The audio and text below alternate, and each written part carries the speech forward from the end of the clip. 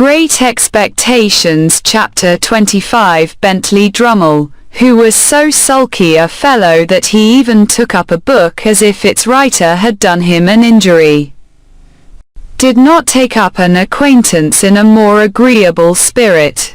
Heavy in figure, movement, and comprehension, in the sluggish complexion of his face, and in the large awkward tongue that seemed to loll about in his mouth as he himself lolled about in a room, he was idle, proud, niggardly, reserved, and suspicious.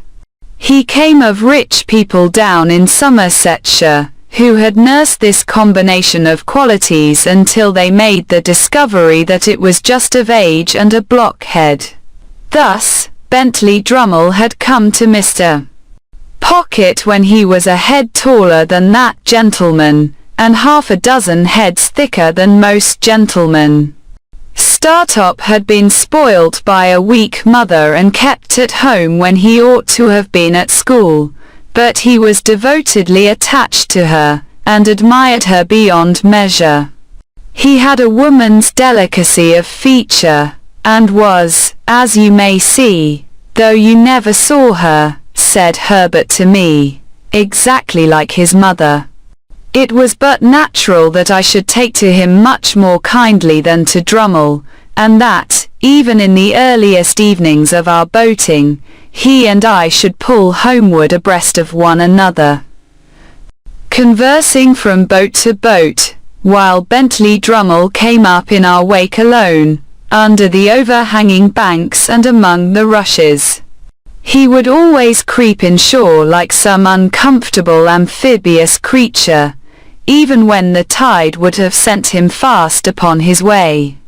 And I always think of him as coming after us in the dark or by the back water, when our own two boats were breaking the sunset or the moonlight in mid-stream. Herbert was my intimate companion and friend.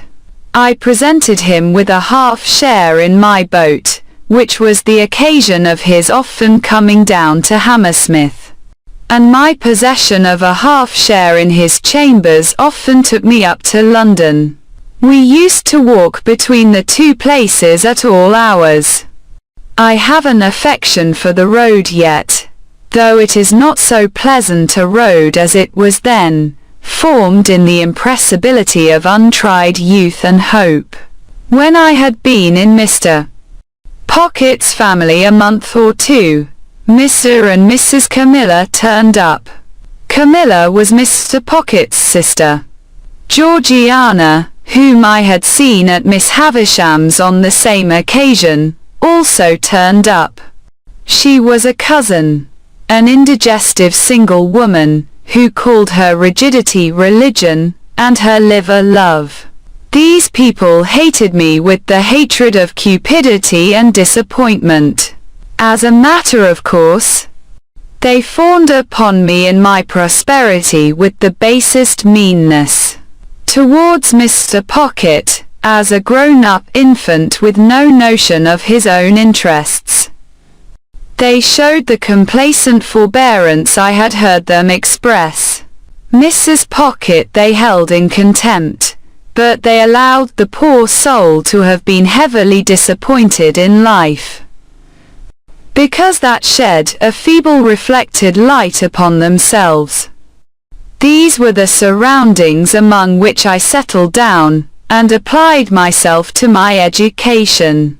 I soon contracted expensive habits, and began to spend an amount of money that within a few short months I should have thought almost fabulous, but through good and evil I stuck to my books.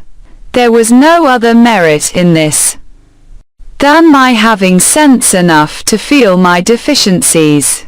Between Mr. Pocket and Herbert I got on fast, and, with one or the other always at my elbow to give me the start I wanted, and clear obstructions out of my road, I must have been as great a dolt as Drummle if I had done less.